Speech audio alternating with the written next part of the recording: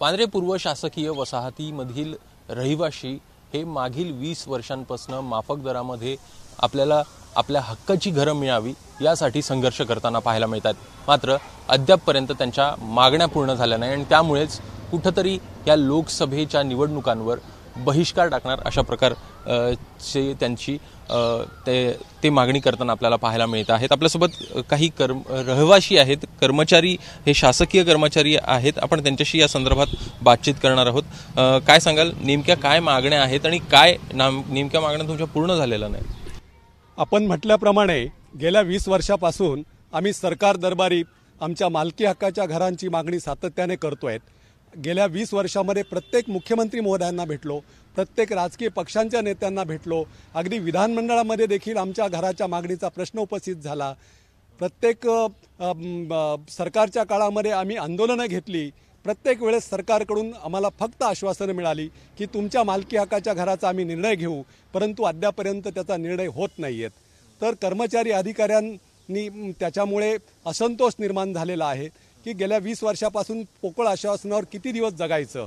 आता केवळ आश्वासनं नको, तर आमच्या घराचा ठाम निर्णय घ्या, यासाठी कर्मचारी अधिकाऱ्यांनी, विशेषतः आम्ही नागरिक म्हणून रहिवाशांनी असा निर्णय केला आहे की जोपर्यंत आमच्या मालकी हक्काच्या घराचा निर्णय होत नाही तोपर्यंत एक नागरिक म्हणून आम्हाला असलेला जो मतदानाचा हक्क आहे तो आम्ही बजावणार नाही। दुसरीकडे बघायचं, तुम्ही स्वतः सगळे शासकीय कर्मचारी आहात आणि शासकीय कर्मचाऱ्यांचीच जर का अशा प्रकारे विटंबना होत असेल, या संदर्भात काही तुम्ही बोलला होतात, कोणी मंत्री असेल किंवा मग या संदर्भात काही मागण्या ज्या तुम्ही केलेल्या होत्या आणि त्या अद्यापपर्यंत ज्या पूर्ण झाल्या नाही तुम्ही म्हणतायत, मात्र सरकार दरबारी ह्या सगळ्या गोष्टी तुम्ही ठेवल्या होत्या? साहेब, सातत्याने आम्ही ह्या आमच्या मागणीचा सरकारकडे पाठपुरावा करत आलेलो आहोत। या 135 एकर वसाहतीमध्ये, एकर जागेमध्ये आमची संपूर्ण वसाहत ही एकमेव अशी वसाहत आहे की या ठिकाणी ही शासकीय वसाहत आहे।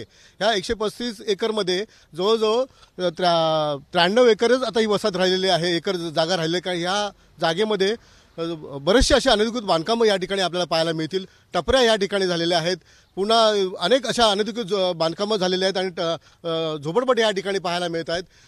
तसंच या ठिकाणी आम्ही सातत्याने पाठपुरावा करत आलो की या ठिकाणी बरेच असे अधिकारी, उच्चपदस्थ अधिकारी आहेत, न्यायाधीश आहेत किंवा काही असे राजकीय पुढारी आहेत, त्यांना देखील या ठिकाणी सहकारी त्यांच्या संस्थांना काही माफक दरातच पूर्णपणे या ठिकाणी मोफत घरं म्हणजे जागा दिली, भूखंड वाटप करण्यात आलेलं आहे। परंतु आम्ही जी सरकारी कर्मचारी अधिकारी जे आहोत यासाठी आम्ही आग्रही आहोत की बाबा आम्ही मोफत मागत नाहीये, आम्हाला मालकी हक्काचे घरं जे आहे ती माफक दरामध्ये द्या आणि ही सातत्याने आमची मागणी असणार आहे। आणि या ठिकाणी साहेब पुनर्विकास होत आहे। या पुनर्विकासामध्ये आमच्या ह्या सगळ्या वसाहतीमधील सगळ्या कर्मचारी अधिकाऱ्यांचा जे आम्ही इमानीद्वारे शासकीय सेवेमध्ये असताना आम्ही सेवा बजावलेली आहे। मग आम्ही जर समजा रिटायर झालो तर आम्ही या ठिकाणाहून कुठे जाऊ शकतो? आमच्याकडे कोणत्याही पद्धतीचं कुठेही असं काय बेस नसतो आणि आज आपण पाहत आहात की या ठिकाणी एवढे घराचे दर वाढलेले आहेत। त्यामुळे आम्हाला या ठिकाणी जर आम्ही सातत्याने आम्ही माफक दरामध्ये मागणी केली असेल तर त्या सरकारने याबाबत गांभीर्याने विचार करून आमच्या ह्या मागणीचा गांभीर्याने विचार करून आमच्या या सगळ्यांना न्याय द्यावा, हीच आमची ठाम भूमिका आहे सरकार। ठीक आहे, साधारणपणे काही महिला आहे, गृहिणी असेल किंवा शासकीय कर्मचारी आहेत, आपण त्यांच्याशी बातचीत करूया। किती वर्ष झाले तुम्ही इथे राहताय? मी जवळजवळ 20-22 वर्ष झाले इथे राहते। 50 वर्षापासून लोक इथे राहत आहेत आणि आमची हीच एकच मागणी आहे। प्रत्येक वेळेस आम्ही ही मागणी करतो की आम्हाला माफक दरामध्ये घरं द्या, आम्हाला मोफत नको आहेत, परंतु अजूनही ही मागणी आमची पूर्ण होत नाही। मी फक्त सरकारला एकच आठवण करून देते की आपले जे पंतप्रधान नरेंद्र मोदीजी आहेत त्यांनी सांगितलं होतं की आपला भारतातील एकही मनुष्य हा बिना घराचा राहणार नाही। मग आम्ही त्या ह्याच्यामध्ये मोडत नाही का आमचा तुम्ही विचार करत नाही? कधीच अजून इतक्या वर्ष झाली का आम्हाला तुम्ही असं ठेवलेलं आहे? त्यामुळे आता पोकळ आश्वासनं नको आहेत आम्हाला फक्त माफक दरात आमच्या मालकी हक्काची घरं पाहिजेत, हाच आमचा निर्धार आहे। यासाठीच आम्ही मतदानावर बहिष्कार घालत आहोत। तुम्ही किती वर्षापासून राहतात? किती वर्ष झाले तुम्ही इकडे राहतात? 60 वर्ष। 60 वर्ष झाले राहतात। नेमक्या काय तुम्हाला अडचणी इथे राहताना येत आहेत? आता सध्या इमारती सगळ्या मोडकळीला आलेल्या आहेत, त्या नादुरुस्त करण्याच्या स्थितीत आहेत।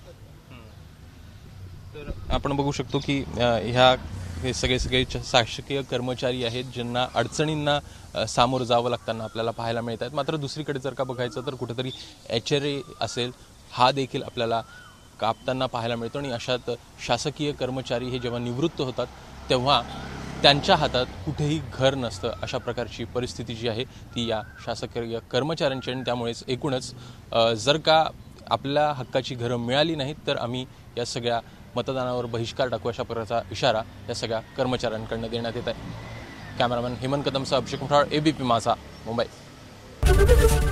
एबीपी माझा, उघडा डोळे बघा नीट.